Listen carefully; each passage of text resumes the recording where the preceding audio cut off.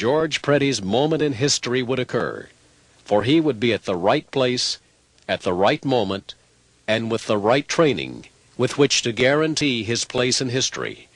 He would that day establish a European theater of operations record by destroying 6 aircraft in a single mission. Reveille came just 20 minutes after Preddy hit the sack. His problems were just beginning. The previously scrubbed mission was on to Berlin, and he was leading it. There was no particular air of excitement that day. And when George took off, as usual, I waited. Preddy, along with Lieutenants Shelton Heyer and Cy Doliak, had just spotted a flight of 30 Me-109s about to jump a third box of B-17s ahead of them at 26,000 feet, when Preddy threw up in his oxygen mask. Feeling very sick and afraid of suffocating, he cleared his mask as best he could and began to take out his frustrations on the enemy aircraft. He reported, "I opened fire on one at the rear of formation from 300 yards and got hits. Score 1. Lieutenant Heyer and I drove up behind another, and I got hits in the wing roots, blazing him. He bailed out. Score 2. Heyer got one to my right. I fired on another at close range, causing him to smoke and then fall apart. Score 3. I hit another with a short burst and he blazed. Score 4. I got good bursts into another, causing him to burn and spin down. Score 5. We were now at 5,000 feet, and I was alone. I went after a single 109 before he could jump me. My initial burst was ineffective. He almost nailed me, but I outclimbed him. He stalled and fell off to the left. I dropped down astern of him. He jettisoned his canopy as I fired a short burst, getting many hits. As I pulled past, he bailed out. Score 6.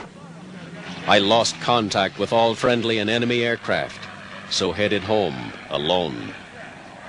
It had all happened in less than 5 minutes. As Cripes Mighty Third taxied up to Preddy's hard stand, those present knew that both had been in mortal combat. Oil streaks ran from the bottom of the engine compartment, indicating more than usual stress on the aircraft. Pilot and ground crews gathered around and on Preddy's 51. Even the novice could tell that Preddy not only was tired from the ordeal, but was still feeling the effects from the night before. However, he willingly accepted the good wishes from all present and completed the aircraft log for McVeigh. After the crowd dispersed, the squadron painter would come and add 7 more Balkan crosses to Cripes Mighty. She now displayed 31 victories. For his deeds on this mission, George Ratsey Preddy would be recommended for his nation's highest decoration, the Medal of Honor. The next day, after a good night's rest, he would assist a camera crew from the 8th Fighter Command in the preparation of a PR film depicting the previous day's events.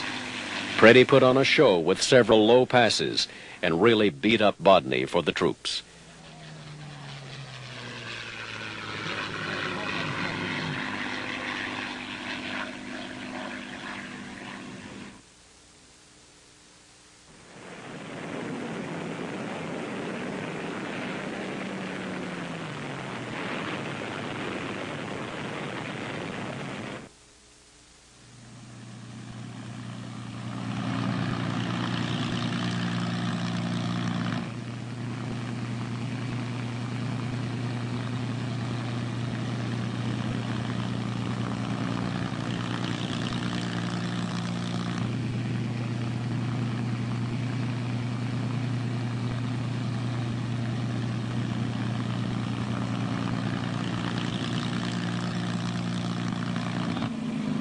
It was only proper that the 51's ground crew be the first to greet their hero.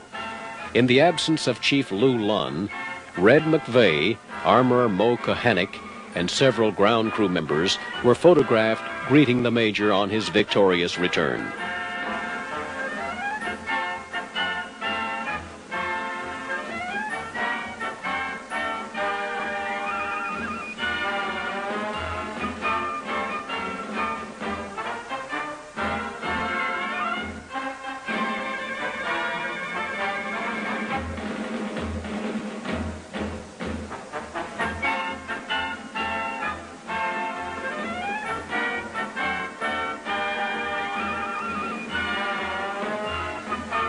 the unit painter did his artwork one more time.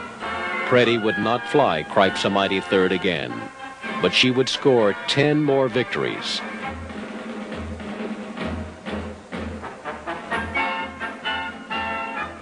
On August 11th, an award ceremony was held for Major Preddy, at which he was presented with the nation's second